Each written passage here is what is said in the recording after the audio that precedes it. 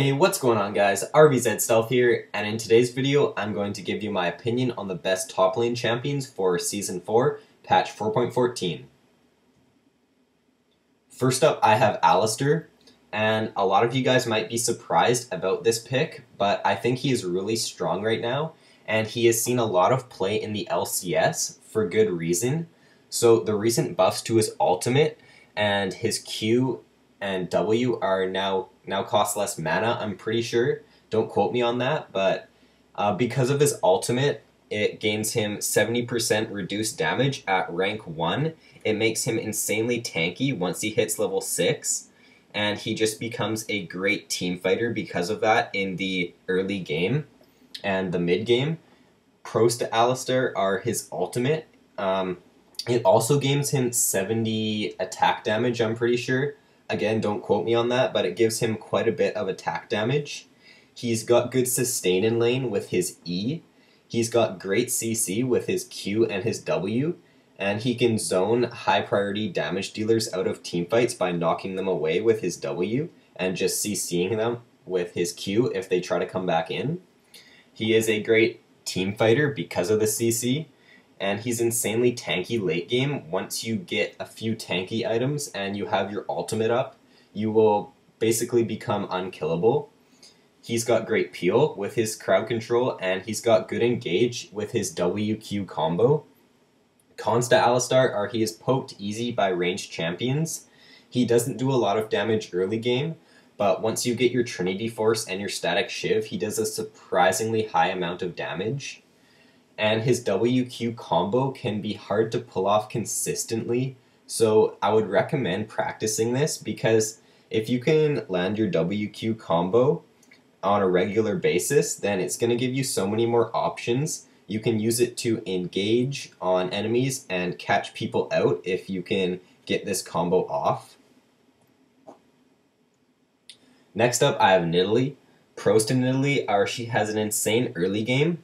If you get hit by a Nidalee spear early game and she's level 2, you better back off, because her damage is actually surprisingly high because her Q has an execute, and I see a lot of Nidalees getting first blood because their opponent underestimates Nidalee's early game damage. She is a great split pusher with the attack speed steroid on her E. She's got good poke in lane with her Q and her auto attacks. And she counters a lot of melee champions because she can just poke them and then pounce away if they try to jump on her. She's got good mobility with her passive and her W.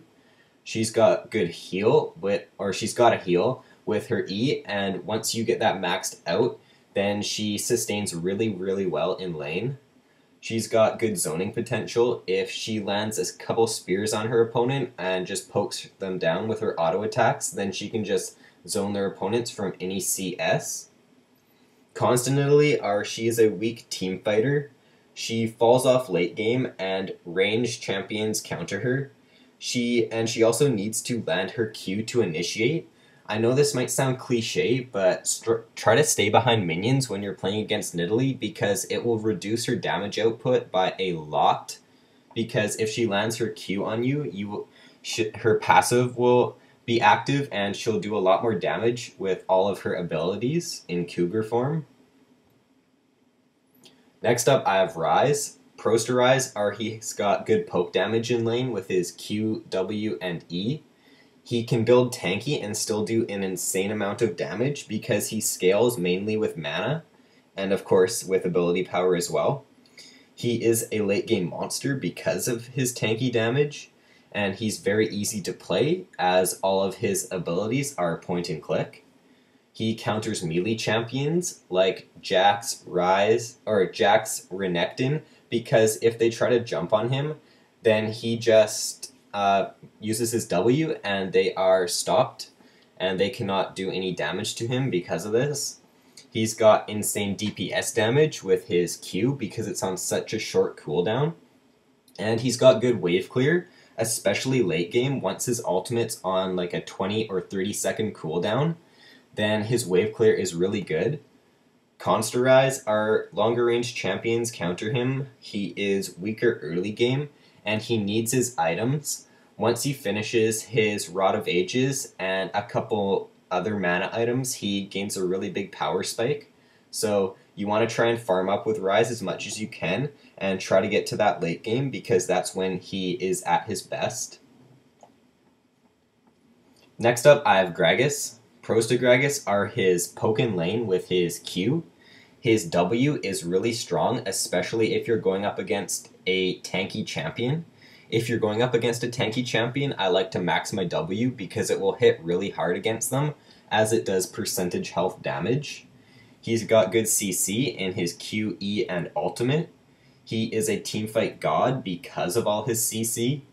He counters a lot of melee champions, and he is strong at all stages in the game, especially mid lane. Once he finishes Rod of Ages and Lich Bane, he gains a really big power spike.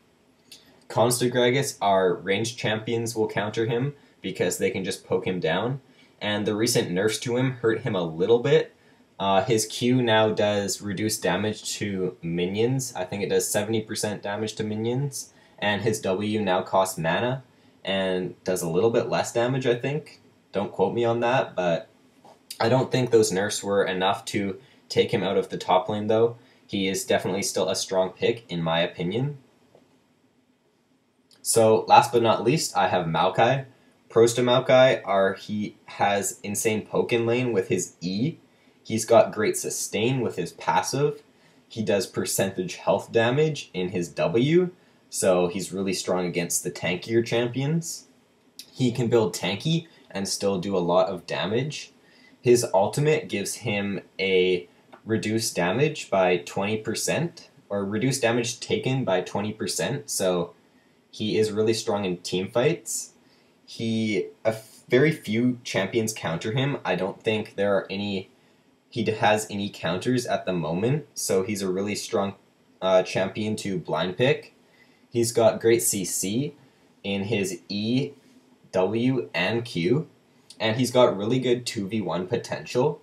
I think I've probably won a few 2v1s as Maokai when the enemy has tried to gank me, because he's just so strong with all of his CC and his AoE damage.